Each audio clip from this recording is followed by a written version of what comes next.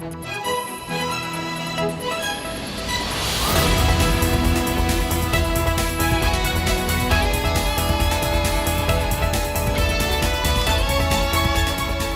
of the hardest parts of being a patrol officer has been having to talk to parents at the scene of a drunk driving accident.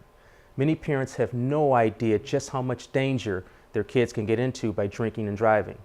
And parents need to be careful not to enable this type of behavior. Yes, we're approaching that time of year where we're going to see a lot of teen parties, sweet 16s, graduations, open houses, just regular teen gatherings and get-togethers. And they're joyous occasions. We're, as parents, we're celebrating milestones in our children's lives. But it is critical that parents, when planning and hosting these events, take the proper precautions to ensure that these events don't disturb the peace in the neighborhoods and don't unnecessarily expose our children to danger. Because I'm seeing a disturbing trend. And what has changed the game is social media. Because these parties have been somewhat reasonably and appropriately planned, but because of social media, they have attracted large numbers of unwanted guests. And it usually is started because someone who was in fact invited posted something on Facebook or Twitter or Instagram. And then within hours, there's 20, 30, 40, 50 or more people who are attending these events who were not invited. I encourage parents to keep the numbers low. So if you're inviting 90 or 100 of your child's friends and family to an event, that's probably too many. So keep the numbers as low as possible. And and that's a judgment call for the parents. And number two, encourage all of the children who are invited to keep it invitation only. Don't post on social media. Don't make phone calls to friends who are not invited, because that will attract people to this event that we may not want to attend.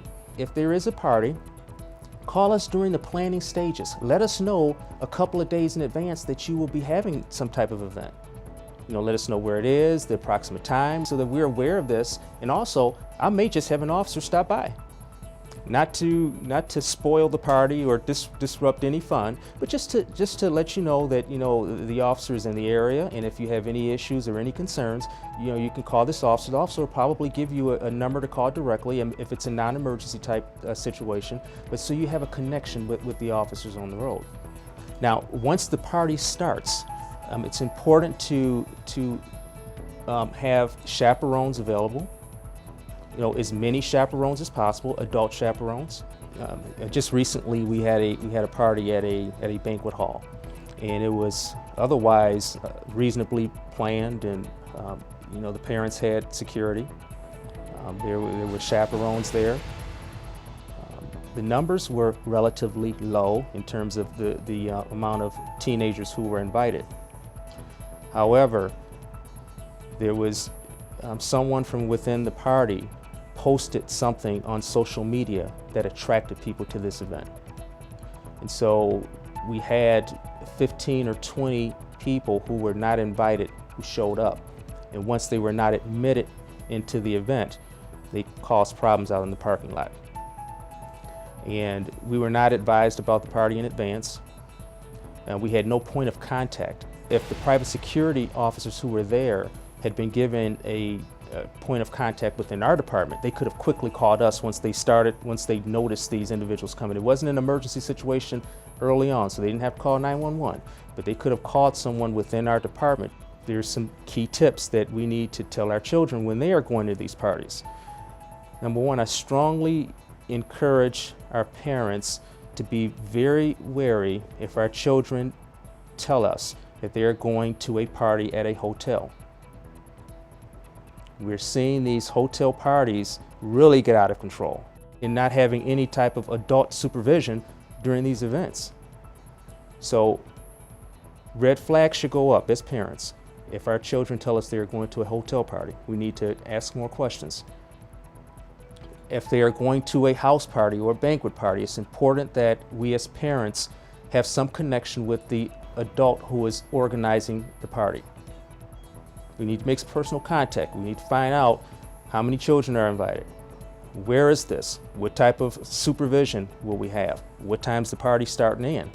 And also encourage our children to not be afraid to turn around and walk away from a party that they have some reservations about. If they are at these parties and they notice that people are using and consuming illegal substances or drinking alcohol, encourage our children to walk away.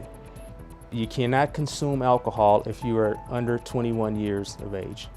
And we're starting to see a resurgence in such things as heroin. So it's important that if our children are going to these events and they notice individuals there who are engaging in those types of activities, that they turn and walk away. I encourage parents to have parties in the afternoon or early evening.